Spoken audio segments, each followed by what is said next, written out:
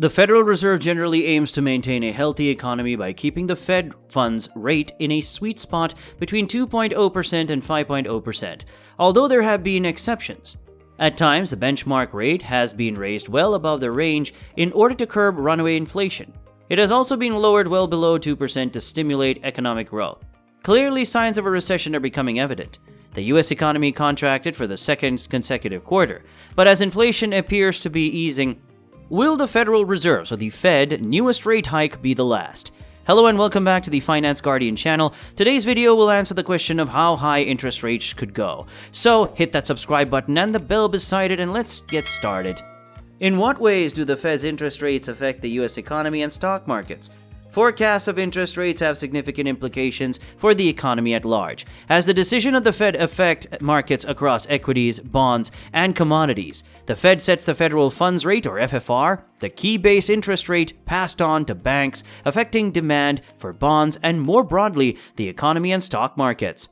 The process starts as Fed policymakers set the FFR at meetings of the Federal Open Market Committee, or FOMC, which occur 8 times a year. These decisions, which have resulted in recent hikes, are passed on to the prime rate, the basic interest rate banks charge to credit-worthy borrowers.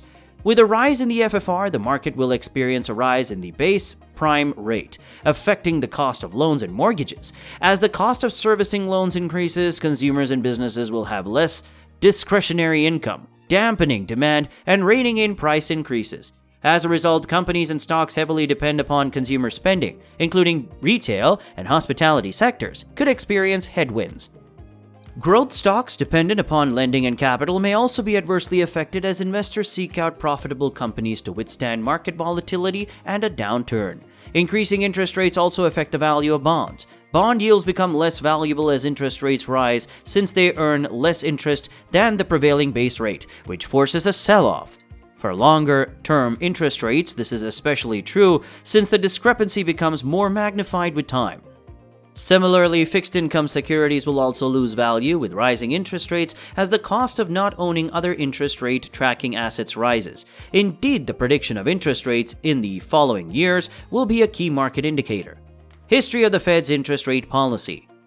As with other major Western economies, the United States has enjoyed an unprecedented period of low price and interest rate volatility. However, the current bout of price rises may force investors to reassess how they allocate their funds. FFRs were similar to what they are today during the post-war stimulus and income growth across the United States in the 1950s. During the 1960s and 1970s, rates fluctuated between 3% and 10%, but skyrocketing inflation of over 13% in 1980 pushed rates to a record high of 19.1% after 20 years. Inflation was brought under control in the 90s, and the FFR hovered around 5% until the 2001-2008 recessions forced rates down, continuing until 2016. Another cut of almost 0% was imposed due to the COVID-19 pandemic, followed by successive 0.75% increases, the largest one-time increases since 1994, as the Fed began tightening policy. Most recently, the rate was raised by 50 basis points in December, bringing it to a range between 4.25% and 4.5%. Based on the Fed's median projection from December, the Fed's key benchmark borrowing rate is expected to rise another 0.75 of a percentage point in 2023, reaching a 17-year high of 5 to 5.25%. In addition, the Fed's projections also indicated interest rates might rise even higher than that. According to 5 officials, the Fed's peak rate is likely between 5.25 and 5.5%, a level often referred to as the Fed's terminal rate. Meanwhile, 2 other officials expect rates to rise to 5.5 to 5.75%, the highest level since 2001. Only 2 policymakers expect rates to peak at a lower level of 4.75 to 5%. It seems that even if the Fed's highest predictions prove to be accurate, only 1.25 percentage points of upward revisions are likely for 2023. This is well below the 4.25 percentage points of tightening that the Fed approved in 2022 alone. Consequently, the key prices consumers pay for mortgages and credit cards may not rise as much as in 2022, but they will still be among the highest levels many borrowers have experienced in decades. Besides that, recession odds are growing, indicating that high interest rates may slow down the economy and job market. Inflation and employment data determine the Fed's interest rate moves. The direction in which the Fed is headed and where it will end up is dependent on inflation and labor market conditions. Although the Fed has raised rates rapidly, inflation has only modestly slowed, but prices continue to accelerate under the hood. The Consumer Price Index, or CPI, of the Department of Labor shows the overall inflation has fallen by 2 percentage points in just 5 months, but housing and service costs continue to rise. It is also still a hot market on the labor front. Job creation is outpacing population growth, suggesting employers are adding more jobs than they can sustain. Labor Department data also indicates that there are about 1.7 job openings for every unemployed person due to too few workers for too many vacant positions. The Federal Reserve Chair, Jerome Powell, has said the cannot-be-tamed labor market could be one of the main factors contributing to inflation, and it could cause inflation to become more stubborn, leading the Fed to raise interest rates even further.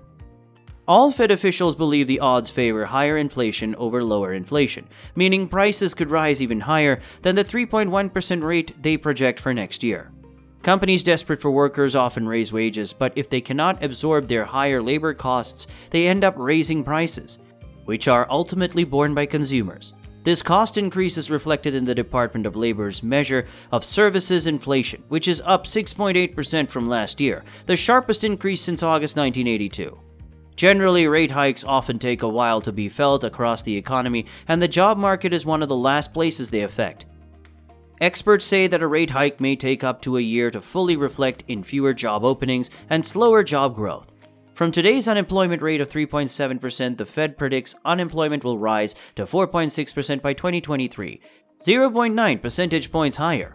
Although it isn't the worst labor market for job seekers ever, unemployment hit 14.7% during the coronavirus pandemic and 10% following the Great Recession. It would no longer be a historic low. Every rate increase from here could have even greater effects on the US economy since rates are no longer stimulating economic growth. A recession is feared if inflation is defeated. It is common for people to be concerned about a recession at the moment. A recent example of this 10-year Treasury yield trading below the 2-year rate since early July. This inverted yield curve has long been used as an indicator of a possible recession on Wall Street. Inversions of the yield curve indicate investors are expecting a downturn, which also restricts the flow of credit when long-term borrowing is cheaper than short-term borrowing. In 2022, investors also faced recession risks, leading to a market drop.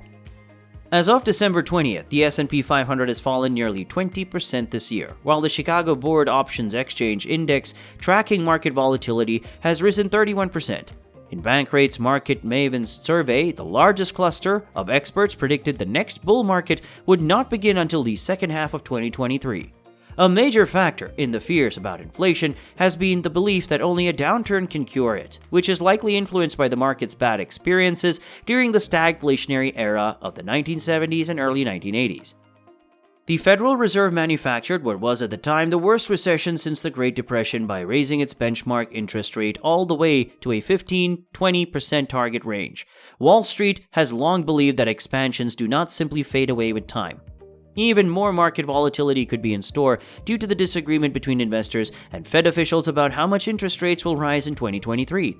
According to CME Group's FedWatch, investors expect rates to peak at 4.75 to 5% in 2023. 25 basis points lower than the Fed's median forecast.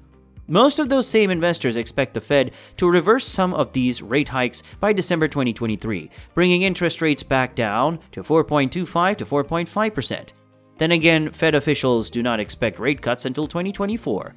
It is important to note that analysts and algorithmic predictions might be wrong. Interest rate forecasts should not be relied upon as a substitute for your own research. You should conduct your own research and never invest or trade money you cannot afford to lose. And that is all the time that we have today, folks. We hope you enjoyed this video, and if you did, please hit that like button. If you're new, subscribe to our channel to remain updated about our future videos. We'll see you next time.